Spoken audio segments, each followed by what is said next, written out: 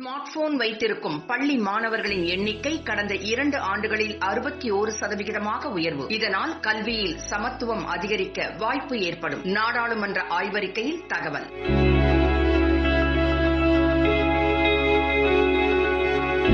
கிராமப்புற இந்தியாவில் சொந்தமாக ஸ்மார்ட் போன் வைத்திருக்கும் பள்ளி மாணவர்களின் எண்ணிக்கை கடந்த 2 ஆண்டுகளில் 61% அதிகரித்துள்ளதாக 2020-21 ஆண்டிற்கான பொருளாதார ஆய்வு தெரிவித்துள்ளது. இதை முறையாக பயன்படுத்தினால் கல்வித்துறையில் நிலவும் சமத்துவமின்மை குறையும் என்றும் தெரிவிக்கப்பட்டுள்ளது. இது தொடர்பாக சென்ற வெள்ளிக்கிழமை நாடாளுமன்றத்தில் சமர்ப்பிக்கப்பட்ட 2020-21 ஆண்டிற்கான பொருளாதார ஆய்வறிக்கையில் கூறுகையில் இணைய வசதி, கணினி, மடிகணினி, ஸ்மார்ட் போன் உள்ளிட்ட எலக்ட்ரானிக் உபகரணங்களை அணுகுவதில் தற்போது முக்கியத்துவம் அதிகரித்துள்ளது. தொலைதூர கற்றல் மற்றும் வீட்டிலிருந்து வேலை ஆகியவற்றால் இந்த மாற்றம் நிகழ்ந்துள்ளது. கிராமப்புற இந்தியாவில் அரசு மற்றும் தனியார் பள்ளிகளில் படிக்கும் மாணவர்கள் சொந்தமாக ஸ்மார்ட் போன்களை வைத்திருக்கும் சதவிகிதம் 2018 ஆண்டில் 36.5% இருந்தது. இது 2020 ஆண்டில் 61.8% உயர்ந்துள்ளது. இதை முறையாக பயன்படுத்தினால் கிராமப்புற மற்றும் நகர்ப்புறங்களில் பாலினம், வயது